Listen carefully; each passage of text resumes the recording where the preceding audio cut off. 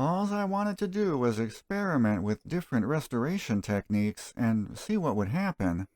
Apparently, some people don't like the idea of that. Whatever.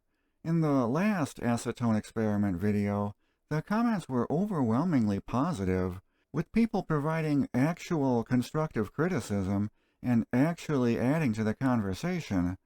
This was going along fine until I edited the video down into a short, which for some reason has gotten over 100,000 views.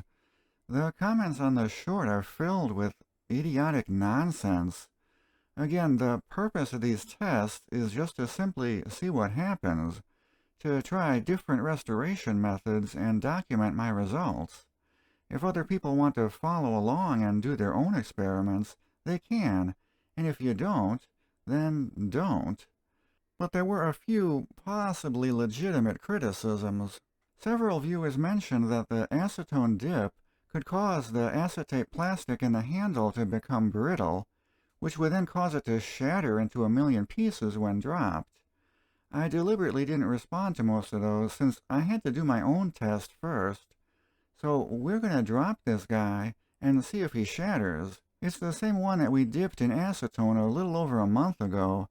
The haze hasn't come back, but the stanky smell definitely did.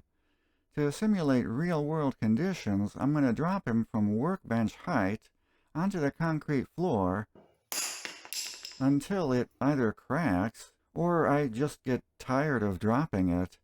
I have 3 cameras here set up so we can catch the drops from multiple angles. Already, I kinda want to press doubt on the whole microfracture thing. Acetone smoothing is a technique used widely in the 3D printing world. That's what sparked the idea for this entire series. I wanted to see if that technique could be applied to other plastics. And when dipping, it's only exposed to the acetone for like a couple seconds tops, so it shouldn't have enough time to soak into the plastic and alter its chemical structure. Only the outermost surface of the handle is being dissolved away, and once it's removed from the dip, the acetone flashes off in seconds.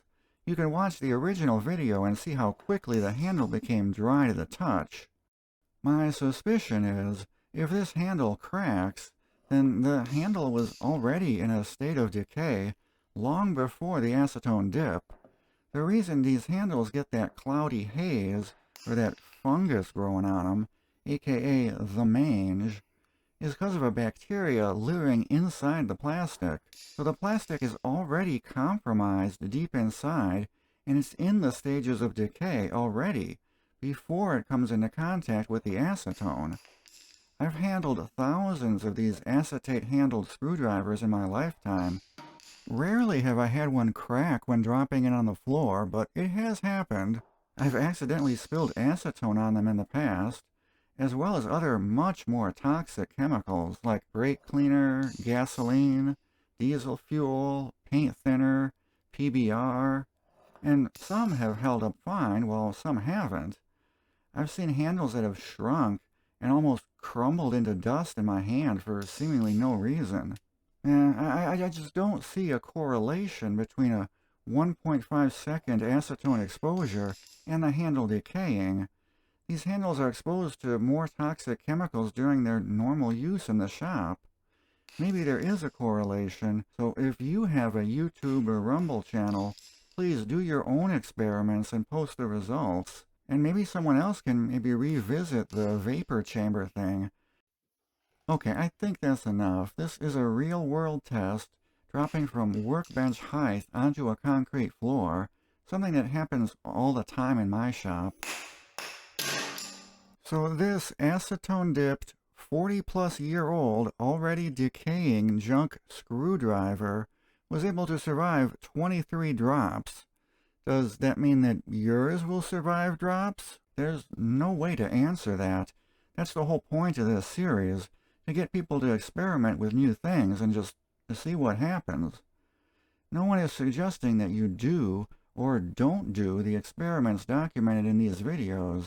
I'm certainly not going to dip the screwdrivers that I use on a regular basis, because they would just get scratched up again anyway the next time I use them.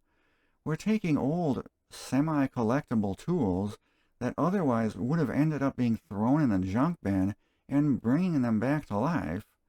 And if you can't comprehend why someone else would want to do that, then this channel probably is not for you. Anyway, thanks everyone for watching. Stay tuned for the next experiment video. See you later. Bye.